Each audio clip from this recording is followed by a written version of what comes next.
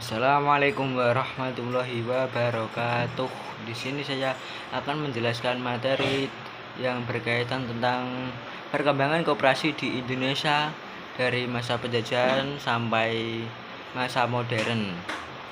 Selanjutnya, apa itu definisi koperasi? Koperasi adalah sebuah badan usaha yang beranggotakan atau yang di dalamnya ada orang-orang banyak, tidak perseorangan,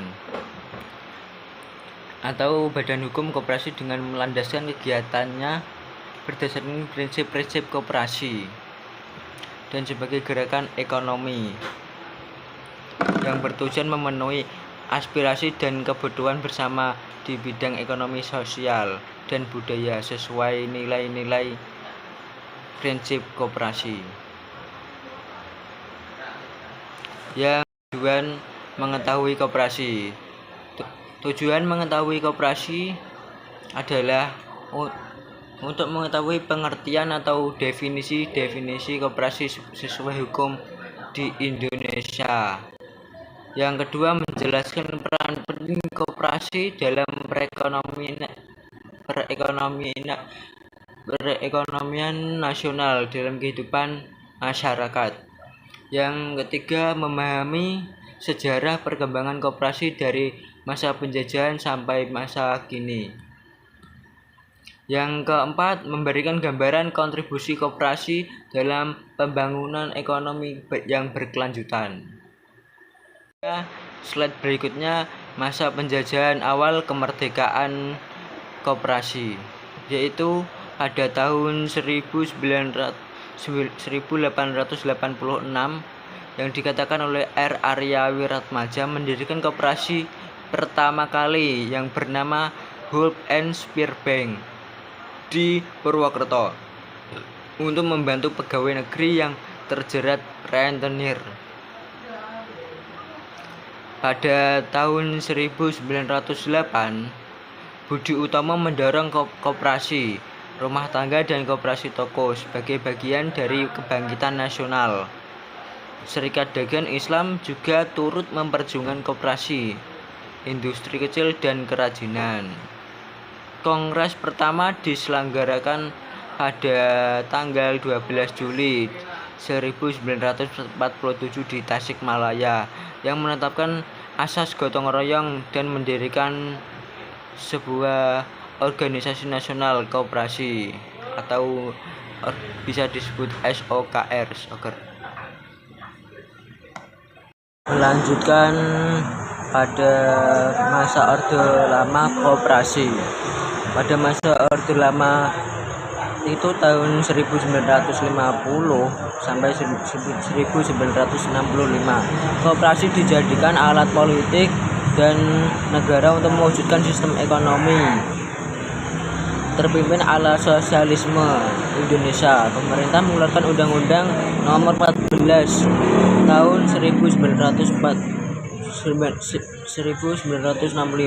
yang mengatur koperasi sebagai bagian dari sistem ekonomi terpimpin. Intervensi negara sangat kuat sehingga koperasi kehilangan otonomi dan lebih banyak digunakan sebagai alat distribusi barang pemerintah dan alat politik. Meskipun banyak koperasi yang kehilangan kemurniannya, sebagian tetap berpegang teguh prinsip koperasi dan ada yang berhasil mengembangkan usahanya. Selanjutnya, masa Orde Baru koperasi. Fokus utama pembangunan Orde Baru terhadap koperasi adalah pengembangan koperasi unit. Masa reformasi dan masa kini, pemerintah memperkuat regulasi koperasi agar lebih modern dan relevan dengan tantangan baru, yaitu yang tertera pada Undang-Undang Nomor 25 Tahun 1992 tetap menjadi dasar hukum utama, mengatur keanggotaan, membentuk koperasi, modal pembayaran dan pengawasan, dan lain-lain. Peranan perkembangan dalam ekonomi modern. 1. Digitalisasi koperasi. seperti pinjaman online, e-commerce, dan inovasi dan transformasi koperasi beradaptasi dengan model baru. Yang kedua, peran baru dalam ekonomi modern.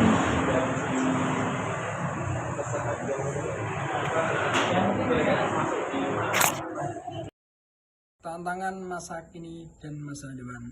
Tantangan masa kini dan masa depan yaitu keterbatasan infrastruktur, kurangnya kapasitas sumber daya manusia, pengurus dan anggota dalam teknologi, manajemen usaha. Sejarah gerakan koperasi. Gerakan koperasi modern muncul di Eropa abad ke-19 bertujuan melawan ketidakadilan ekonomi akibat industrialisasi dan monopoli modal. Prinsip dasar ICA, International Cooperative Alliance. 1. Keanggotaan sukarela dan terbuka. 2. Pengadilan demokrasi oleh anggota. 3. Partisipasi ekonomi anggota. 4. Otonomi dan kemandirian. 5. Pendidikan dan pelatihan. 6. Kerjasama antara koperasi. 7. Kepedulian terhadap komunitas.